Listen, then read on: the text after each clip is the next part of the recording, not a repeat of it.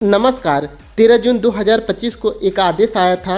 इस आदेश के अनुसार अंतर जनपदीय स्थानांतरण एवं समायोजन होने थे, जो कि स्वेच्छा से होने थे।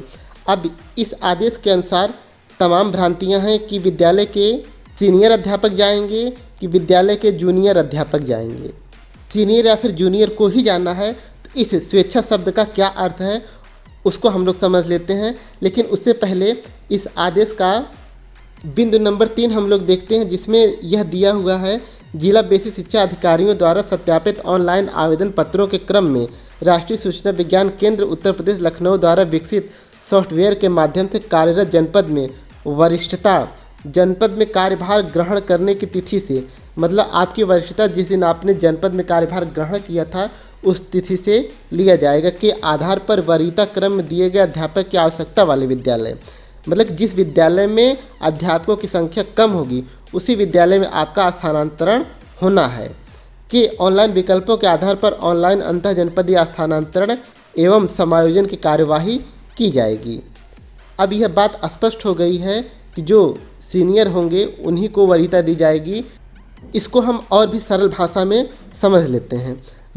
मान लीजिए कि आपके विद्यालय में 4 अध्यापक हैं और आपके विद्यालय में सरप्लस की संख्या 1 है, तो आपके विद्यालय से कौन जाएगा?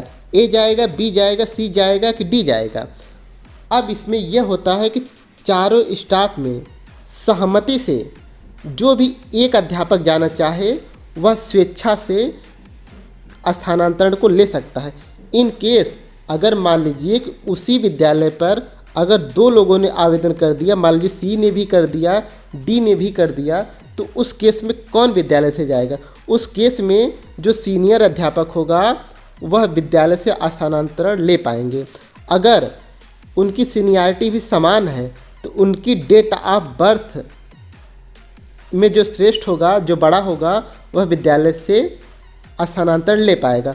अगर उनकी सीनियरिटी भी समान है, डेट ऑफ बर्थ भी समान है, तो अल्फ़ाबेट से उनकी वरीयता का निर्धारण किया जाएगा। अगले केस में हम देखते हैं वही सेम कंडीशन कि 4 अध्यापक हैं जिसमें सरप्लस 1 अध्यापक है।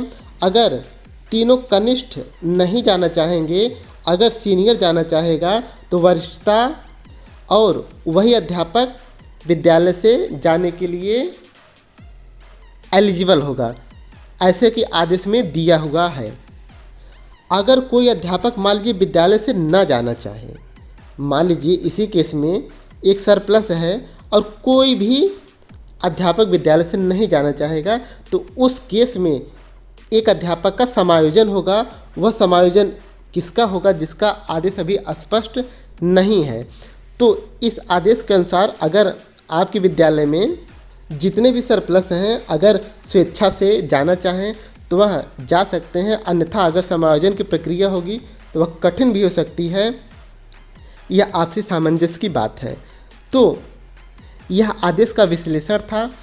अगर आपको आदेश में और भी कोई बातें समझनी हो तो उसके लिए आप यह वीडियो देख लीजिएगा और ट्रांसफ़र से संबंधित अपडेट पाने के लिए चैनल को सब्सक्राइब जरूर कर लीजिएगा। फिर मिलते हैं आपसे अगली वीडियो में। तब तक अपना और अपनों का ख्याल रखिएगा।